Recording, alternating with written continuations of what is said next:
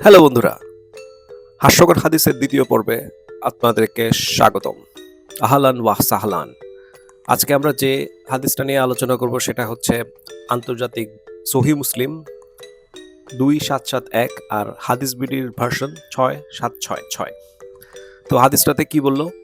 মুহাম্মদের দাসীদের একজনের কোনো এক লোকের সাথে ফষ্টি-নষ্টির গুজব ছড়ায়। সম্ভবত দাসীটা হচ্ছে মারিয়া আল কিপ্তিয়া। তখন মুহাম্মদ তো একবারে রেগে মেগে একাকার। সে তার মেয়ের জামাই কাম চাচাতো ভাই আলীরে বলল, যা ওই বেটার গর্দান উড়ায় দে। মানে চিন্তা করেন, মেয়ের জামাইরে পাঠাইতেছে তার দাসীর লগে যে ফষ্টি করছে ওই ব্যাটারে মারার জন্য। তো আলী ওই লোকরে কেটে ফেলতে ওর বাড়ি গিয়ে দেখে যে সে কুয়ার মধ্যে ল্যাংটা হয়ে গা ঠান্ডা করতেছে। তো আলী তারে বলল, ওই বেটা বাইর হ।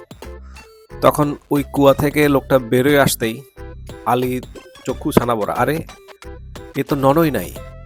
নন নাই বলতে মুসলমানরা অনেক পুরুষদের যুদ্ধবন্দী বা দাস বানানোর পরে তাদের যৌনাঙ্গ কেটে দিত, যাতে তারা আর সন্তান সন্ততি নিতে না পারে, এমনকি হারেমে বা যৌন দাসীদের সাথে মিলিত হইতে না পারে।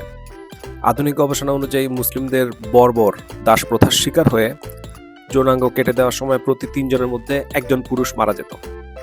তো যেহেতু নন নাই, তাই আলী ধরে নিল যে এর আর কি সেক্স করবে নবী মোহাম্মদের যৌন দাসীদের সাথে। তখন আলী তারে না মেরে ফেলে মোহাম্মদের কাছে আসলো, তারে জানাইলো যে নবী, এর তো মেশিন কাটা।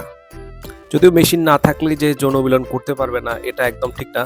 ওই যে মুখ দিয়েছেন যিনি, ছোট বাচ্চারা আছে তখন সবকিছু ভাঙ্গা কম যায় না, বিপদে পড়ছি ইঙ্গিতে বই জানিয়েন, বাকিটা বুঝালো না আর কি। মোহাম্মদ আর আলী দুইজনেই যেহেতু একদম গণ্ডমূর্খ ছিল, মুমিন ছিল, এদের তো আর ওরাল সেক্স সম্পর্কে বা সেক্সের অন্যান্য পদ্ধতি সম্পর্কে কোনো ধারণা ছিল না।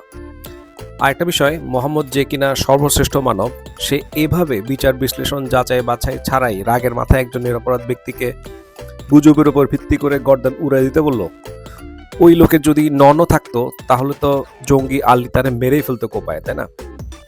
আর যেহেতু মোহাম্মদ আল্লাহর প্রিয় বান্দা, তাহলে জিব্রাইলের তো জানার কথা যে যৌনদাসী মারিয়া কিপ্তিয়া কার লগে লটর পটর করছিল, তাই না?